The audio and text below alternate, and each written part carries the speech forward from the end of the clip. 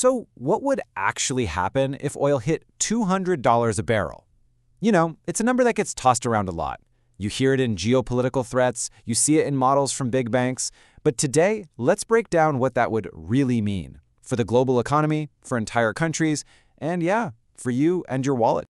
First things first, let's be super clear. $200, that isn't some fantasy number pulled out of thin air. With tensions flaring up around critical shipping lanes like the Strait of Hormuz, some analysts believe this price is a very real possibility if things escalate. We're talking about a scenario that might be closer than you think. So let's do this. Let's trace the domino effect of a $200 oil price. We're going to follow the shock waves as they ripple out, starting right at the gas pump and spreading all the way to the world's most powerful financial institutions. Okay, so where would a price shock this massive hit first? Well, the answer is personal, and it's immediate. Yep, you guessed it, the gas pump. In the US, you'd be looking at prices soaring to somewhere between $7 and $9 a gallon. And for our friends in the UK, that could mean £2.50 to £3 per liter. All of a sudden, this big, abstract global crisis becomes something very, very real and very painful every time you fill up. But as painful as that would be for our commutes, gasoline is only half the story. The real engine of the global economy, the thing that moves everything, it runs on diesel. We're talking trucks, trains, cargo ships, and even the farm equipment that puts food on our tables. So here's the crucial point. When diesel prices double, the cost of moving every single physical good on the planet jumps by 30 to 60%. This isn't just about fuel anymore. It's about everything. Anything that gets put on a truck, a train, or a ship suddenly becomes way more expensive to get to you. And this higher transport cost leads directly to the second major effect, a massive cascading wave of inflation that starts in the oil field and ends right in your wallet. It's a pretty clear chain reaction, right? The price of oil doubles. That causes transport costs to surge. Then, since oil is a key ingredient in everything from plastics to fertilizer, the cost to actually make things goes up too. And the final result? Baseline inflation in developed economies could jump by a staggering 6 to 9 percentage points. And this should sound familiar. It has a powerful echo of the past, right? We're talking about the stagflation of the 1970s, which was also kicked off by an oil crisis. But here's the crucial difference. Back then, the economic pain kind of unfolded over an entire decade. In today's hyper-connected, just-in-time global economy, a $200 shock would be like hitting fast forward on the 70s. All the same pain, but squeezed into a much, much shorter and way more violent time frame. Now, this kind of supply-side shock creates an absolutely impossible dilemma for the people managing the economy. It is, quite literally, the central banker's worst nightmare. They face a true no-win situation. I mean, think about it. If central banks raise interest rates to fight the inflation, they could completely crush an already weak economy, leading to a deep recession and mass unemployment.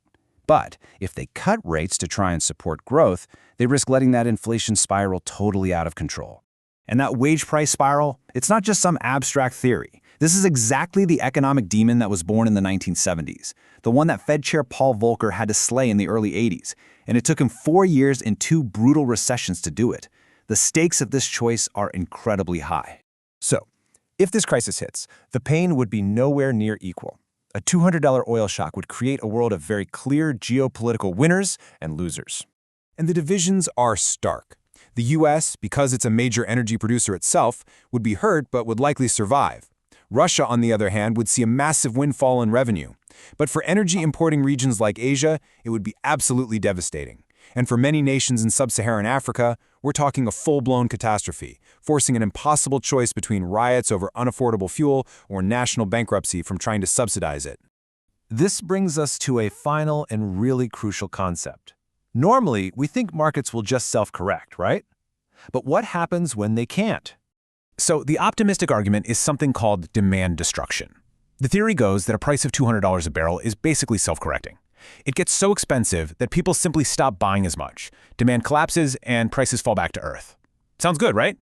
Well, here's the catch. Demand destruction takes a long time. It took 6 years and 2 recessions for it to work back in the 1980s. And more importantly, it doesn't work at all if the problem isn't just high prices, but a physical lack of supply. If a choke point like the Strait of Hormuz remains closed, there's a hard limit on how much oil can even get to the market in the first place. And this leads to the most alarming conclusion of all. In a scenario with a real physical disruption, $200 isn't a temporary peak that the market can just fix. It becomes the new price floor. It's the minimum price required to ration a supply that simply isn't there anymore. So how likely is all this? Well, the sources we're looking at estimate it's about a 15 to 25% probability. Look, this is not the base case scenario, not what everyone expects, but it is a possibility that's far too significant to just ignore. The consequences are so severe that every government and major corporation should be stress testing for it. And that leaves us with the ultimate question, doesn't it? We've explored the impact of $200 oil, but is that the true breaking point? At what price is the complex, interconnected global system we all rely on just fracture?